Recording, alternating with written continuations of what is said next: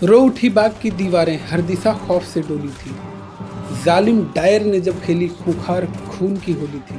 गुमनाम शहीदों की गणना खुद मौत ना कर पाई। निष्ठुरता भी चीखी होगी, निर्ममता भी चिल्लाई।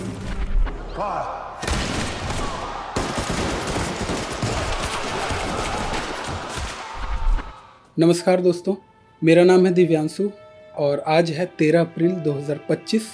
लेकिन उस दिन था 13 अप्रैल वर्ष 1919।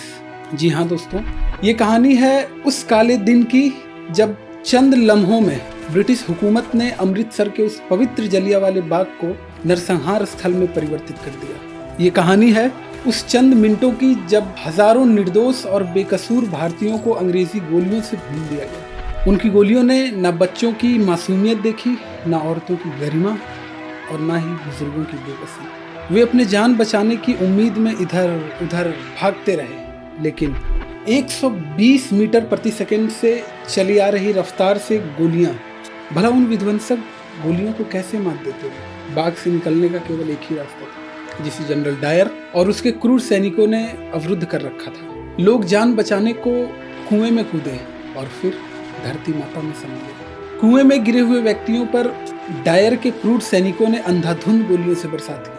जो लोग जान बचाने की उम्मीद में उस कुएं में कूदे थे, उन्हें निकलने तक का मौका नहीं दिया। एक माँ अपने छोटे से बच्चे को सीने से लगाए जान की कुछ आखिरी उम्मीद ढूंढ रही होती है। तभी एक अंग्रेजी गोली आती है और उस नन्हे से बालक समेत माँ के सीने को छन्नी कर देती है। ये कहानी है उस दिन की जब बर्बरता की पराकाष्ठा पार कर दी गई कि आज भी दीवारों पर गोलियों के निशान है। आप देखेंगे तो डर जाएंगे, सहम जाएंगे, रूह कांप उठेगी आपकी।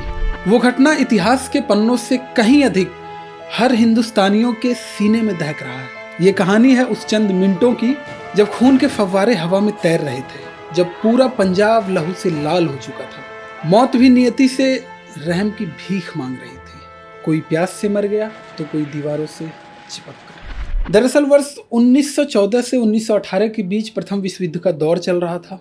लाखों भारतीय सैनिक अंग्रेजी झंडे तले अपने खून और पसीने से अंग्रेजों की स्थिति मजबूत कर रहे थे। 40,000 से अधिक भारतीय सैनिकों ने अपना बलिदान दे दिया, सिर्फ इसलिए कि शायद विश्व युद्ध की समाप्ति के पश्चात उन्हें आज़ादी मिल जाएगी, भारत को आज़ादी मिल जाएगी, भारत के प्रति अंग्रेजों की क्रूरता कुछ धीमी कर दी जाएगी, कुछ कम पड़ जाएगी। आज़ादी तो दूर की बात है, अंग्रेजों की क्रूरता भारतीयों के प्रति और ज्यादा बढ़ गई। अंग्रेजों ने तरह तरह के नियम बनाकर, कानून बनाकर भारतीयों को और प्रताड़ित करना शुरू कर दिया। उन्हीं में से एक सिडनी रॉलेट द्वारा बनाया गया रॉलेट एक्ट था, जिसे वर्ष 1919 में पारित कर दिया गया। इस एक्ट के तहत लोगों को बिना वारंट के गिरफ्तार करने की इजाजत दी गई। बिना मुकदमे के 2 साल तक लोगों को जेल में सड़ाने की ताकत दी गई। इस कानून का विरोध संपूर्ण देश में देखने को मिला। बंगाल से लेकर लाहौर तक, कश्मीर से लेकर कन्याकुमारी तक, संपूर्ण देश में विरोध की आग फैल चुकी थी। जो गलती हमने 1857 के महाविद्रोह के समय किया था, जो भूल हुई थी, जो एकता की कमी दिखी थी, उस चीज के प्रति जागरूकता फैलाने के लिए लोगों को इकट्ठा करने में हमारे कई राष्ट्रीय नेता जुट गए, जिनमें से 2 महत्वपूर्ण नाम हैं, डॉक्टर सैफुद्दीन किचलू और डॉक्टर सत्यपाल। इन दोनों ने लोगों के बीच जागरूकता फैलाई, उन्हें इकट्ठा करना शुरू किया। परिणाम स्वरूप अंग्रेजों ने सैफुद्दीन किचलू और डॉक्टर सत्यपाल को गिरफ्तार कर लिया। जिसे छोटी सी चिंगारी समझी गई थी, इस घटना ने उसे आग के तूफान के रूप में परिवर्तित कर दिया और उसमें पूरा पंजाब जल उठा। इस मामले को तूल पकड़ता देख ब्रिटिश सरकार ने पंजाब में मार्शल लॉ लगा दिया और फिर आया वो काला दिन। अमृतसर के बाग में लोग शांतिपूर्ण सभा करने के लिए इकट्ठा हुए थे। भीड़ हजारों की संख्या में थी। लोग अपने 2 राष्ट्रवादी नेता की गिरफ्तारी और दमनकारी रॉलेट एक्ट के लागू होने का शांतिपूर्ण विरोध कर रही थी। इस बात की खबर ब्रिटिश हुकूमत को मिल जाती है।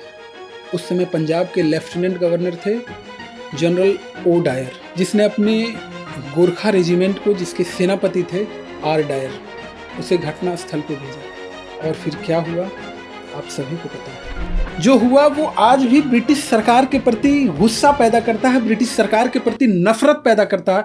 अगर उस घटना को याद किया जाए तो आज भी हर एक हिंदुस्तानियों के दिल में एक कसक रह गया है।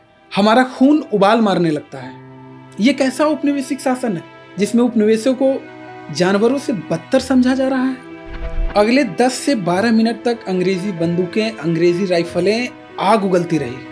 फायरिंग रुकेगी नहीं, ऐसा जनरल डायर का आदेश था। लगभग 1700 राउंड गोलियां चली, सब कुछ छत विछत हो गया।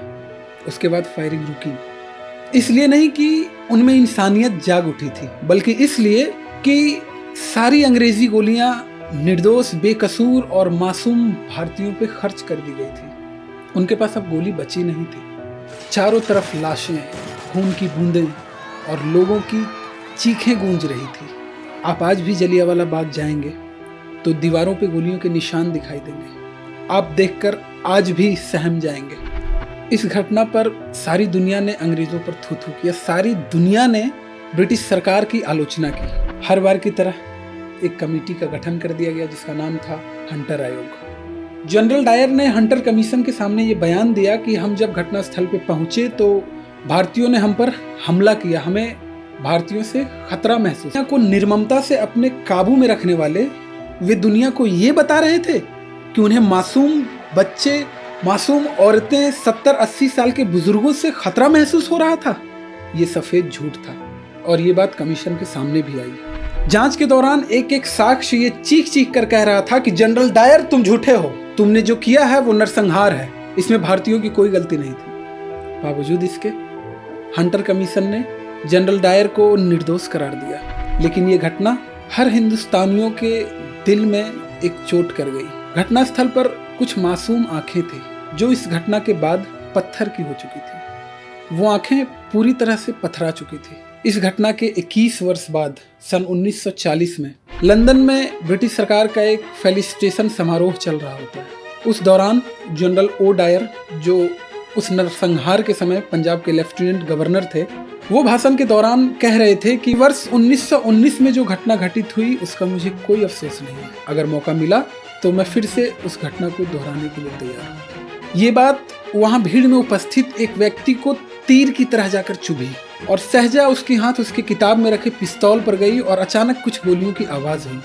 जब धुआं साफ हुआ तो ये मालूम हुआ कि जनरल ओ डायर ने जो पाप किया था उसे अंततः उसने अपने खून से धोया है। गोली चलाने वाला व्यक्ति कोई और नहीं, घटना स्थल पर उपस्थित वही 12-13 वर्ष का मासूम बच्चा था जिसकी आंखें पूरी तरह से पथरा चुकी थी।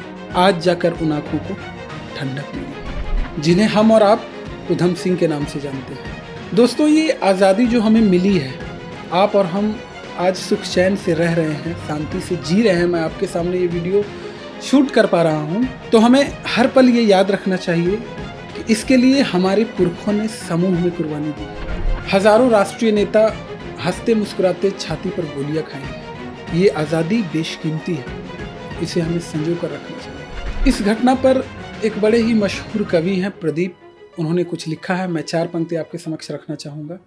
ये देखो ये जलियांवाला, यहाँ चली थी गोलियाँ, ये मत पूछो किसने खेली, यहाँ खून की होलियाँ।